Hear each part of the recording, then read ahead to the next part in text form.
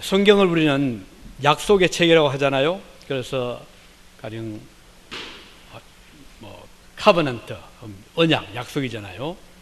또 뉴 테스트먼트, 올드 테스트먼트, 어떤 증거의 약속, 약속의 증거. 그래서 이것은 하나님과 인간 사이에 맺은 약속이 여기에 기록이 되어 있기 때문이고, 수많은 약속들이 구약에서부터 신약까지 많이 기록이 되어 있습니다. 처음에 아담과 하와를 하나님께서 창조하신 다음에 약속을 하셨거든요. 너희가 이 선악을 알게 하는 과일을 먹지 아니하면 먹지 말아라. 그러면 영생을 할 거다. 이 생명의 과일을 먹어라 라고 약속을 하셨습니다.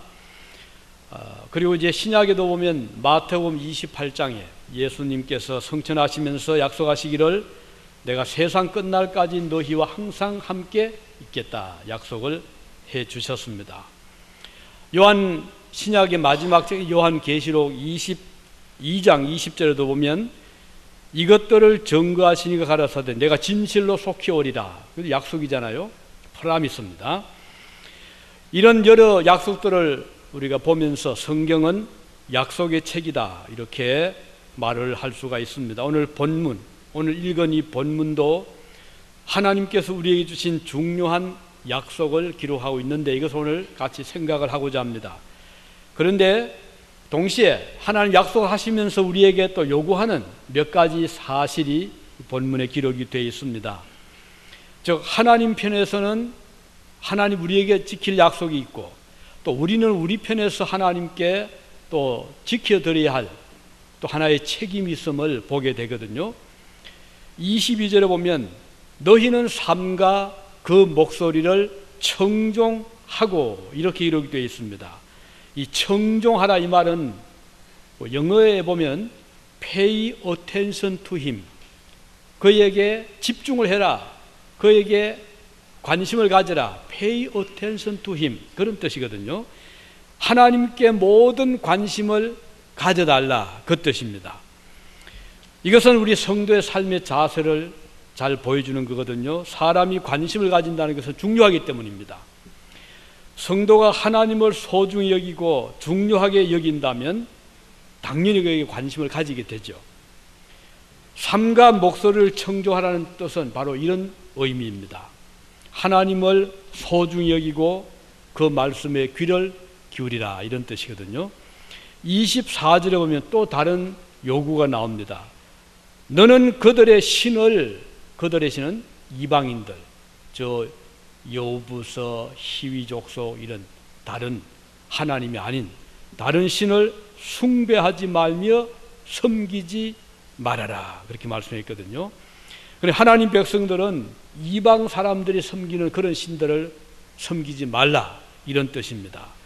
그들의 행위를 본받지 말라고 그랬습니다. 왜냐하면 그들의 신은 참된 신이 아니고 우리를 보호할 능력이 없기 때문입니다. 그러니까 종교적으로는 다른 신을 섬기지 말아라. 또 우린 여기에서 한 가지 조금 더 깊이 있게 생각을 할 수 있는 것은 이름은 기독교라는 이름을 가지고 있지만 성경을 말하지만 그들 마음속에 신앙이 전혀 다른 자들이 있다는 그것을 우리는 삼가해야 될 것입니다. 그래서 사람들에게 하나의 속임수지요. 우리도 기독교 신앙이다, 우리도 성경을 믿는다, 우리도 하나님을 믿는다 하면서 실제적으로는 하나님이 아닌 다른 대상을 그 자리에 두는 소위 우리가 흔히 이단 또는 섹트라죠, 컬트라고 이런 자들이 우리 주변에 끊임없이 있기 때문에 우리는 그들을 조심하고 삼가해야 될 것입니다. 그래서 차라리 이방신은 드러내놓고 저건 우상이다 우리가 알 수 있지만 이 이단의 세력은 겉은 같거든요. 그래서 우리가 쉽게 분별하기 어렵습니다. 우리 한국에서 지난 봄에 일어났던 세월호 참사를 아직까지는 잊을 수가 없잖아요. 어린 고등학생들이 또 아무런 죄 없는 거기에 그런 참사를 겪을 이유가 없는 자들이 단지 그 배를 탔다는 것 때문에 그렇게 참 비극적인 참사를 겪었는데, 바로 그 세월호라는 배를 소유한 그 주인, 교주가 바로 유병언 씨고, 그는 이단의 사슬 때문에 잘못된 교리를 가르침으로써 정부를 대적하고 또 그 많은 사업 자금을 다른 곳으로 빼돌림으로써 건실한 사업을, 그 배를 정상적으로 운행하지 못하도록 함으로써 사고가 났을 때 거기에 드러난 것은 과하중, 그러니까 일본서 중고배를 사 들어오면서 거기에 엄청난 부분을 개조를 시켜서 더 많은 객실을 만들고, 그리고는 더 많은 짐을 싣게 해서 이 배가 균형을 잃어버리도록 만든, 다시 말하면 욕심 때문에 더 많은 돈을 벌기 위해서 잘못된 경영을 함으로써 그 배는 제 역할을 하지 못하고, 더구나 전체 하중을 줄이기 위해서 평형수를 빼낸 것이 뒤에 드러났잖아요. 그럼 배라는 것은 45도까지 기울어져도 평형수가 제대로 갖추어져 있고, 또 공학적으로 거기에 무리한 짐을 실지 아니하면 다시 돌아오게 되어 있답니다. 그런데 배의 균형을 잡아주는 평형수를 빼내버리고, 그래서 배가 기울어졌을 때 다시 복원될 수 없는 그 인간의 욕심 때문에, 잘못된 탐욕 때문에 이런 끔찍한 결과를 가져왔는데, 차라리 그 주인이 차라리 한국의 다른 믿지 않는 불신자 주인이었다면 차라리 우리는 이렇게 마음이 아프지 않을지 모릅니다. 그것도 안 되지만, 그러나 이름은 기독교라는 이름을 가지고, 기독교 복음 침례 이름을 가지고 많은 돈을 벌어들이기 위해서 사업을 하면서 이런 잘못된 경영을 함으로써 오는 피해는, 이것은 엄청난 피해가 우리 젊은 아이들에게, 꽃을 피우지 못한 학생들에게 왔다는 것을 생각을 하면 얼마나 이 이단이 무서운가, 인간들의 욕심이 얼마나 무서운가 여기서 볼 수가 있는 것입니다. 오늘 33절에 보면 너는 그들과 그들의 신과 언약하지 말아라, 하나님 아닌 다른 신들과 언약을 맺지 말아라, 이렇게 말씀을 하고 있습니다. 참 하나님은 오직 한 분이십니다.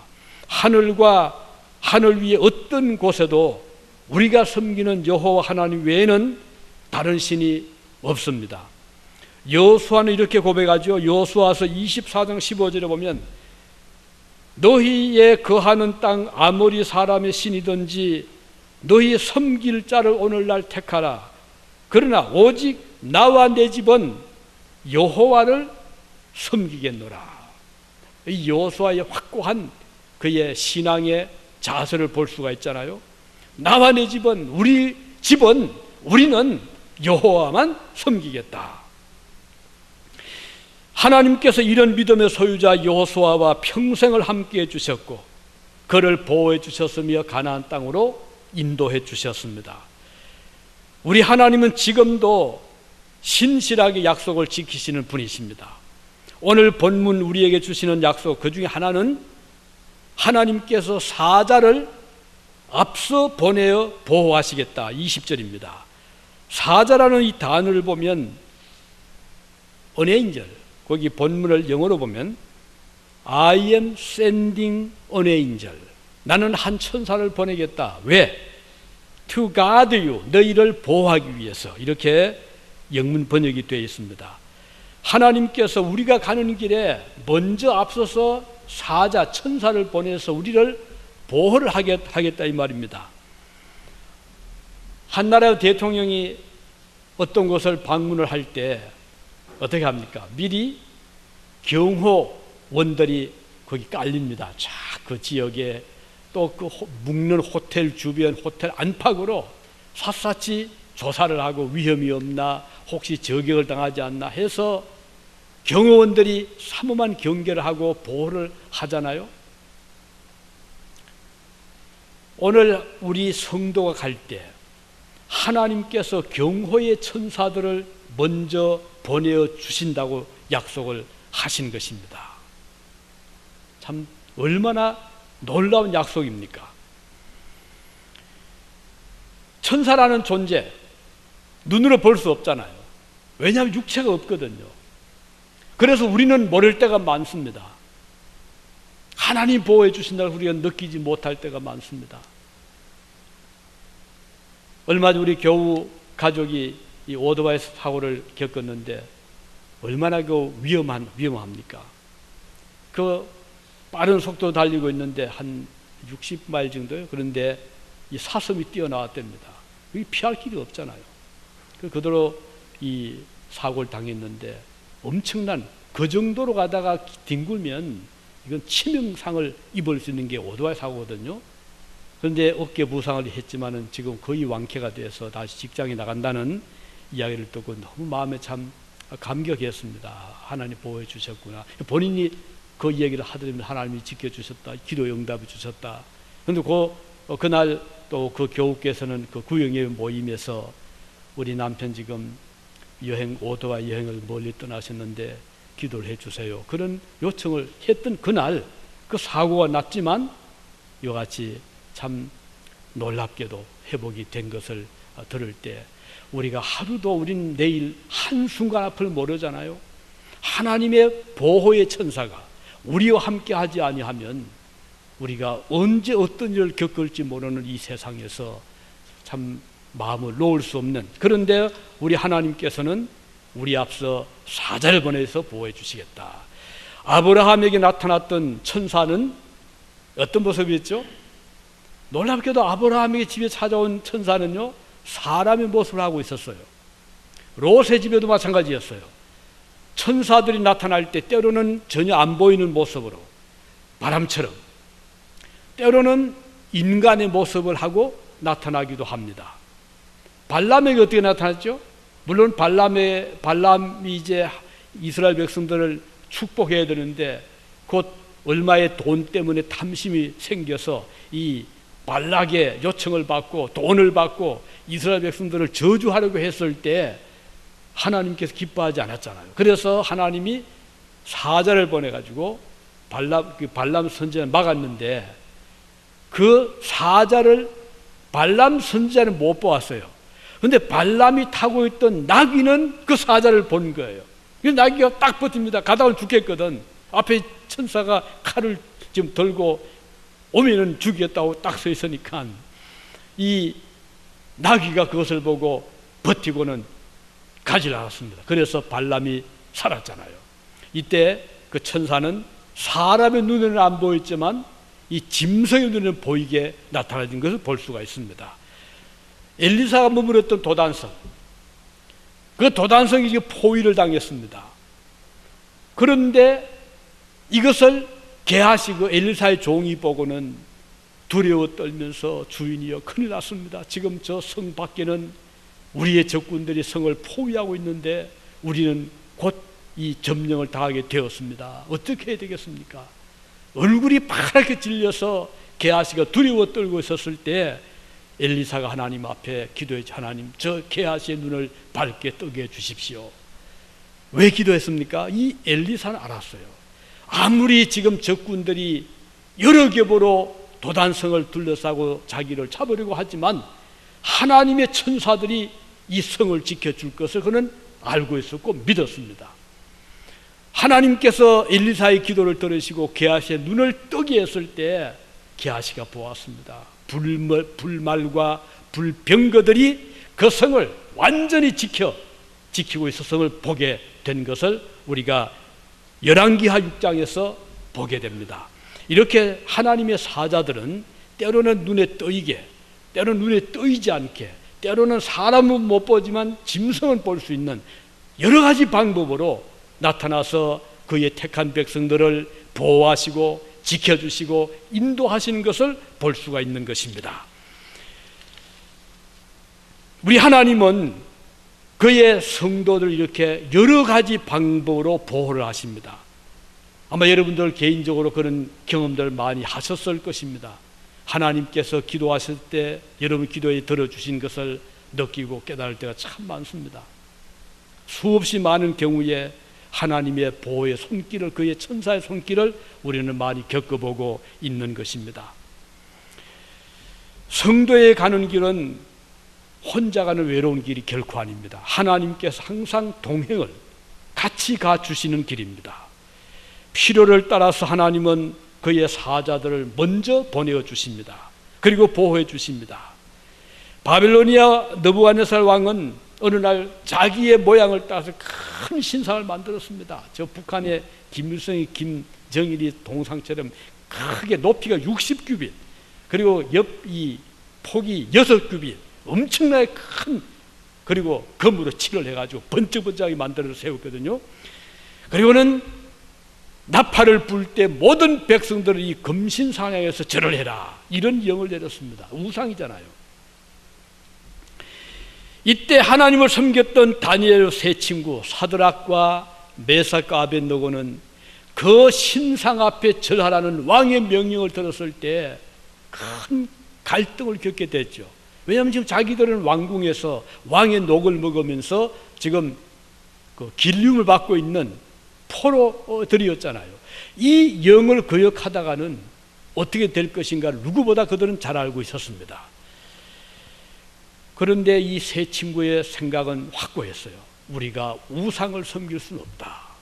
이게 그들의 생각이었습니다. 왕이 그들을 평소에 총애했었거든요. 그런데 이 세 청년들이 왕의 명을 거역한 것을 왕은 이미 짐작하고 있었고, 그래서 불렀죠. 불러서 회유를 했습니다. 지금이라도 늦지 않으니 이 절을 하면 너희들이 살 거다.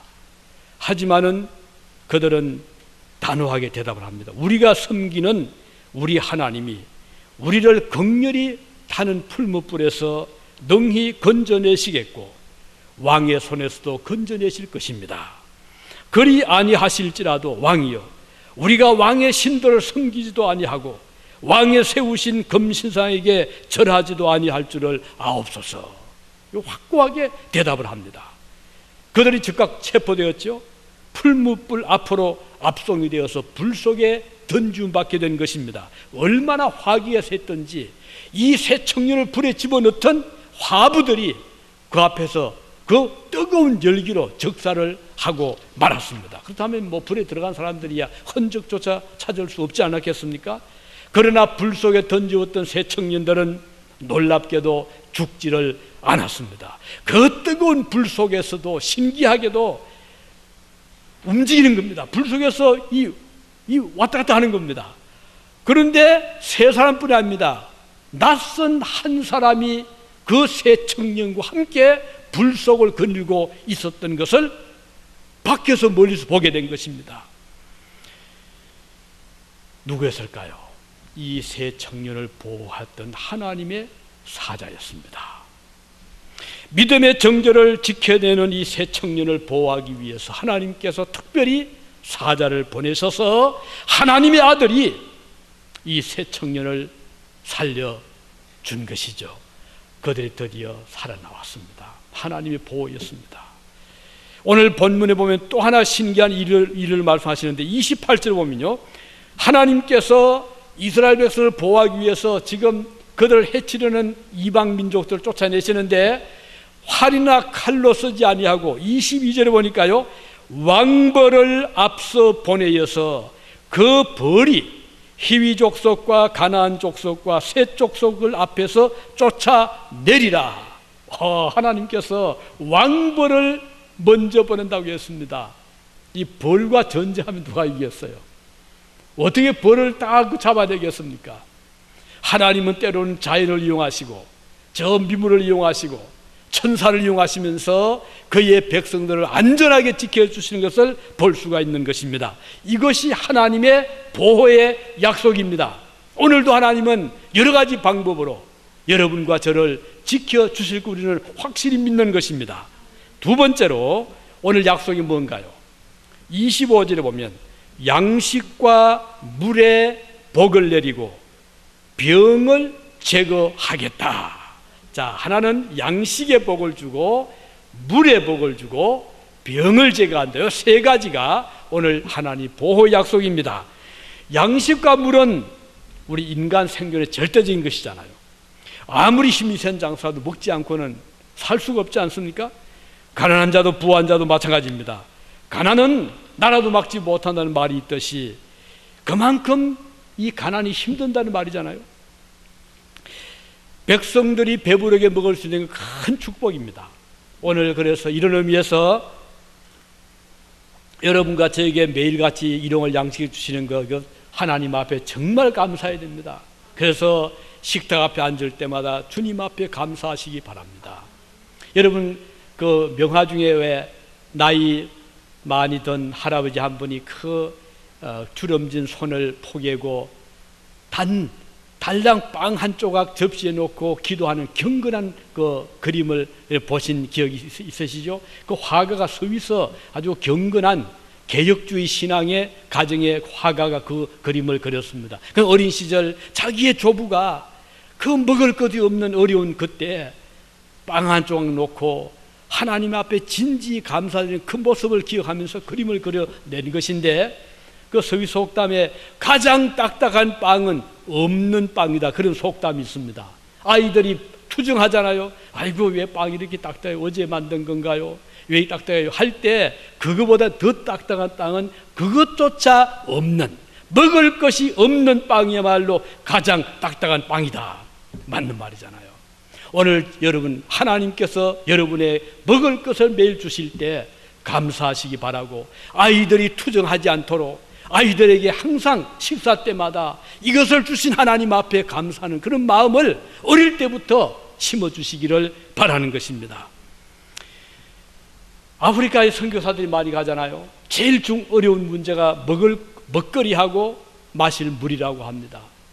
왜냐하면 그 아프리카 사람들이 먹을 것도 없는 데다가 또 그들은 그 나름대로 거기에 생존의 어떤 서바이브해 왔기 때문에 그래도 좀 나은데, 이 서구에서 혹은 우리 한국에서 아프리카에 딱 도착한 한 선교사들은 이게 앞이 캄캄한 거예요. 먹지 않을 수도 없고 안 먹으면 살 수는 없고 어쩔 수 없이 먹어야 되고 마실 물이 없어요. 먹으면 배탈이 나고. 그래서 제가 서울 있었을 때 그 선교사님들이 가끔 다녀갔는데 그때마다 저희 교회 저희가 그들을 도왔던 것이 무엇인가 하니 정수기였습니다. 이게 그렇게 중요하답니다. 마실 물이 없다 보니까 그 오염된 물을 정수기에 담아서, 그게 그 당시로 지금 모르지만 그 당시로서는 세계 최고의 정수기가 스위스제였어요. 그래서 몇 개 사주면 그렇게 고마워하더라고요. 먹을 것이 없다는 거, 마실 물이 없다는 거, 이것은 보통 문제가 아닌데 하나님께서 약속하시기를 너 양식에 복을 주고 물에 복을 주겠다. 참 얼마나 귀한 축복인지 모릅니다. 아담과 하와가 창조받은 후에 하나님께서 그들의 복을 주었잖아요. 그래서 땅에서는 야채가 올라오고 안심 얻어요. 나무에는 과실이 맺히고 생명의 강이 흘렀잖아요. 티그리스 유프라테스 강이 흘러가고 그야말로 낙원이었어요. 그런데 이들이 범죄했잖아요. 하나님께서 그들 쫓아냈습니다. 쫓겨나가 보니 땅은 저주를 받아서 가시가 올라오고 은근키가 올라오고 병충해 계속 공격하고, 그래서 이 노동을 하지 않으면 먹을 것조차 구할 수 없는 그들이 이런 저주를 받았습니다. 그뿐인가요? 가뭄이 오지요, 홍수 오지요. 온갖 천재지변 때문에 먹거리가 귀하게 되는, 이것이 오늘 죄인들이 겪게 되는 하나의 참 비극이라고 할 수 있습니다. 그런데 하나님은 우리에게 약속하셨어요. 먹을 거, 이 마실 거 내가 복을 주겠다. 어느 날 예수님께서 군중들을 모아서 말씀을 전가할 때 아침부터 저녁까지 종일 가르치다 보니까 이 군중들이 먹지를 못한 거예요. 해는 점점 정오를 지나고 저물어 가는데 제자들이 걱정이 태산 같았어요. 자, 이들을 두었다가 오늘 또 여기서 저녁을 못 먹어. 벌써 이틀째 못 먹는데, 이 중에는 며칠 동안 제대로 먹지 못한 사람도 있는데, 이러다 만에 이들이 쓰러지면, 그렇지 않아도 이 예수에 대한 이 민심이 상당히 흉흉한 때에 이것도 어떻게 될 것인가. 그래서 제자들이 예수님께 선생님 이제 그만 마치고 돌려보냅시다. 여기서 이대로 가면 굶어서 쓰러진 사람이 일어날 겁니다. 그때 예수께서 너희들이 먹을 것을 주어라 그랬어요. 뭘 있어야죠? 아무것도 없습니다. 무엇이 있느냐? 예, 보리떡 5개 물고기 2마리밖에 없습니다. 그래, 그러면은 나의 가져오고 이 사람들을 줄을 지어서 앉혀라. 제자들은 무조건 순종하잖아요. 그래서 영문도 모르지만 여러분 여기 자리에 앉읍시다. 2줄 앉아 여기 해서 50명씩 100명씩 자꾸지 안 보이게 5천 남자 장정을 해도 5천여 명이 앉았고 거기에 아이들 분위자 합치니까 한 2만여 명이 그 넓은 뱃사다 돌리게 앉았습니다. 예수님께서 그 얼마 안 되는 한 끼의 음식도 제대로 되지 못하는 오병이어를 가지고 하나님께 축사하시고 기도하시고 그 떡을 그 생선을 나누어 주면서 제자들에게 나누어 주어라. 제자들이 그걸 가져가서 나누어 주는데 신기한 기적이 일어났잖아요.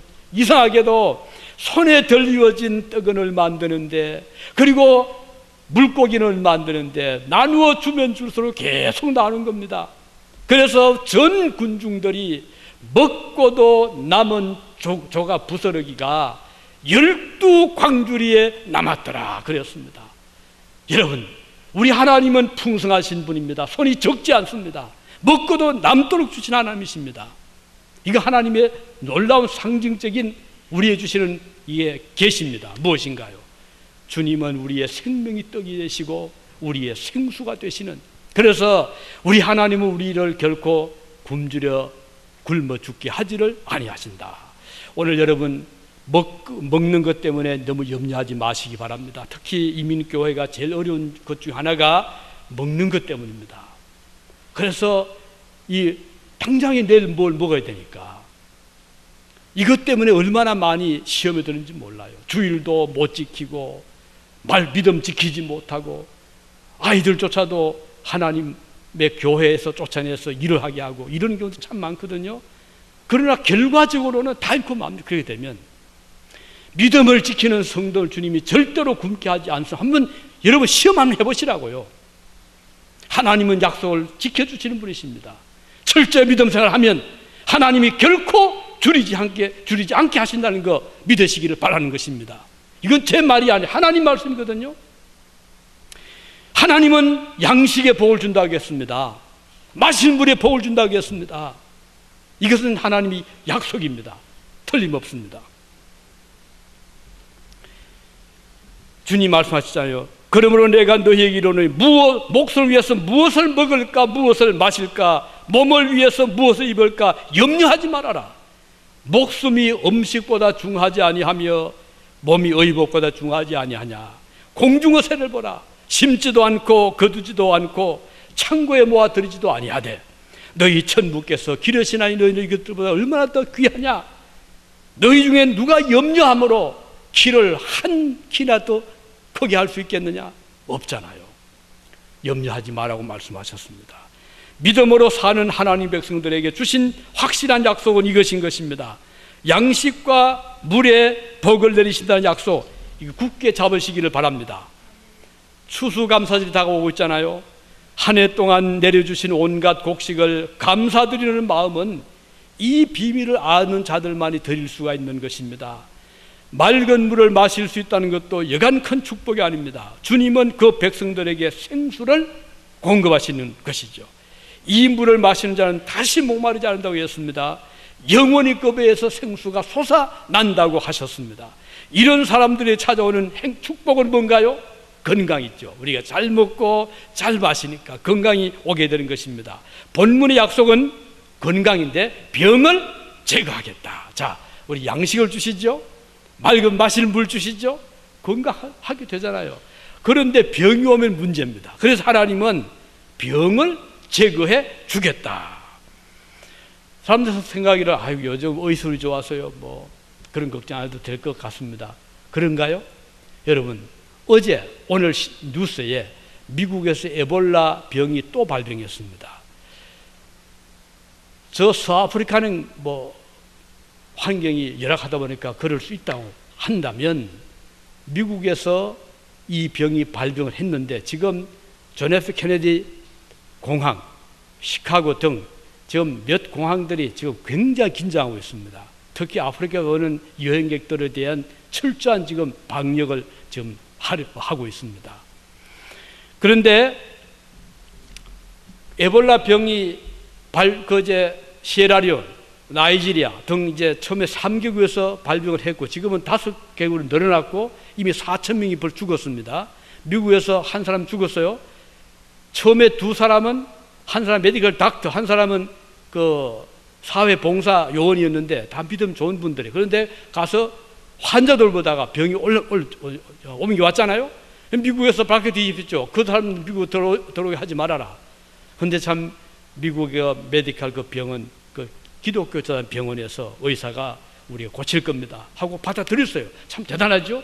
그렇게 미국 여론들이 들끓어도 그 신념인 의사는 받아들였습니다. 그걸 고쳐냈습니다. 그런데 이번에 죽은 이 사람은 아프리카 온 여행객이었어요. 그런데 처음에 병원에 갔을 때 병원에서는 뭐 아마 감기 증세 아니면 바이러스 해서 항생제 처방하고 돌려보냈거든요.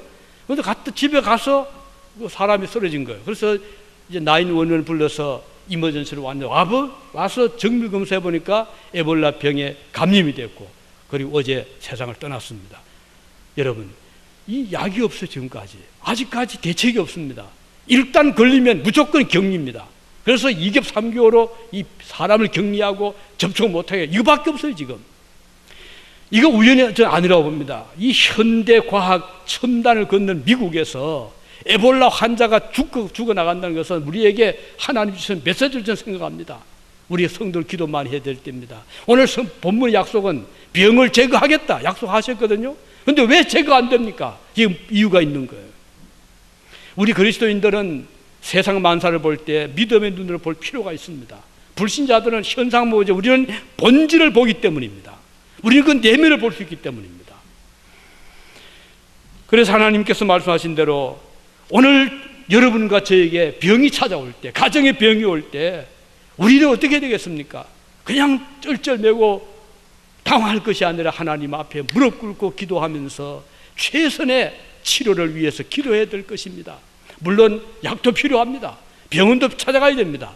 그렇지만 우리 그 전에 하나님 앞에 기도하는 이런 믿음을 가지기를 바라는 것입니다. 왜냐하면 병을 제거해 주시는 분은 하나님이시기 때문입니다. 마지막 3번째 약속이 뭔가요? 오늘 본문에 보면 거주하는 땅을 차츰차츰 넓혀서 여유 있고 평안하게 살도록 하시겠다 하는 것이 3번째 약속입니다. 보세요. 30절에 내가 번성하여 그 땅을 기업으로 얻을 때까지 내가 그들을 내 앞에서 조금씩 쫓아내리라. 그리고 31절에 내가 너의 지경을 홍해에서부터 블레셋 바다까지 광야에서부터 하수까지 정하고, 이것은 자 홍해는 아시죠? 에집트와 아라비아 그 사이의 바다죠. 그 다음 블레셋 바다는 지중해를 의미합니다. 그러면 지중해와 이 애굽을 경계하면 꽤 넓은 땅이잖아요. 근데 하나님이 그 땅을 주시는데 한꺼번에 다 주시지 않고 조금씩 차지해야 한다. 왜 그렇게 했는가 하니 그 이유는 한꺼번에 다 그 주민들이 사라지면 그 땅에 온갖 여러 가지 이제 해충도 생길 수 있고 뭐 아주 독이 있는 뱀이 차지할 수도 있고, 이런 것들을 막기 위해서 서서히 그 땅을 넓혀주겠다, 그런 말씀을 하신 것입니다. 사실 이 공간은 중요하잖아요. 스페이스가 있다는 거. 우리 한국이 참 살기가 너무 좋은 조국이긴 하지만 단점이 뭔가요? 땅이 좁다는 게 아니라 한국의 인구가 지금 남한 한 5천명 된다고 하면 남북한 한 7천만 가까이 뭐 좀 넘나요? 땅의 넓이를 보면 오레곤 주의 전체 넓이가 남북한보다가 조금 더 넓다고 그러잖아요. 그 오레곤주 인구가 얼마인가요? 350만 명입니다. 대한민국 같은 땅에 한국의 인구는 얼마인가요? 7천만입니다. 그 살기 어디가 더 열악하겠어요? 한국이 그만큼 아주 컴팩트한 집을 지어도 아파트를 지어야만 되고 뭐 도리가 없잖아요.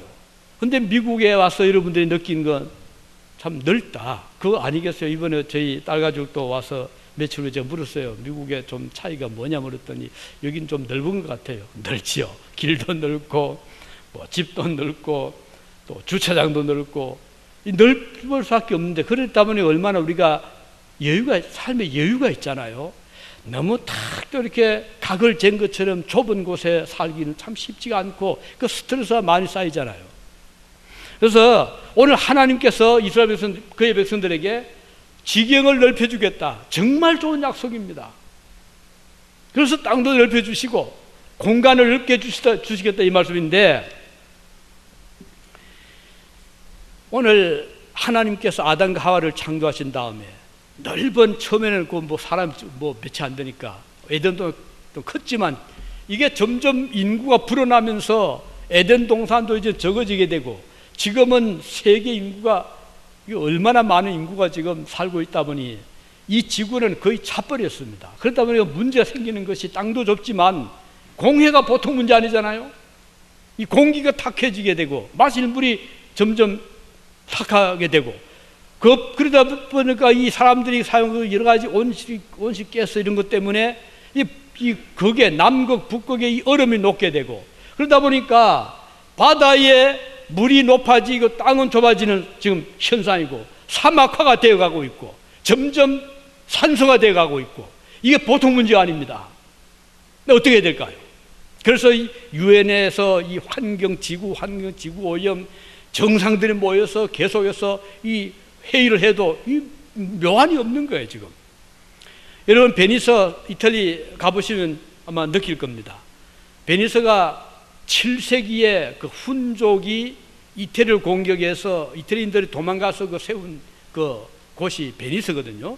이제 중세 때 상업의 중심지가 되고 꽃을 피운 그런 곳이, 그때 집들도 많이 짓고 한데, 지금 그 당시에 집 지을 때는 그래도 좀 물 위에 지었거든요. 약간 높은 데다가. 그래서 이제 지었는데, 지금 가보면요 거의 다 물에 잠겨 있습니다. 그 넓은 광장, 그런 길도 막 잠겨 있고, 그래서 앞으로 지금 이 지질학자들, 과학자들은 앞으로 얼마 몇 세기 못 가서 베니스는 완전히 수장될 거지, 이거 이구 동성을 말하고 있거든요. 이렇게 되면은 한국은 안전할까요? 한국은 삼면이 바다잖아요. 그리고 얼마나 줄어들지는 예측을 못합니다. 뉴욕 많이 잠길 겁니다. 세계가 지금 이런 상황인데, 하나님은 약속하기를 지경을 넓혀주겠다. 이거 어떻게, 이게 안 맞잖아요. 그런데 우리는 여기에 해결점이 있습니다. 우리의 성경에 보면 하나님의 진정한 나라는 사실 이 세상이 아니거든요. 이 세상은 우리가 그리스도를 영접하고 믿고 주님을 섬기는 그런 좋은 훈련의 장소, 저 광야 같은 곳이 세상입니다. 우리가 들어갈 곳은, 영원히 살 곳은 세상 사실이 아니거든요.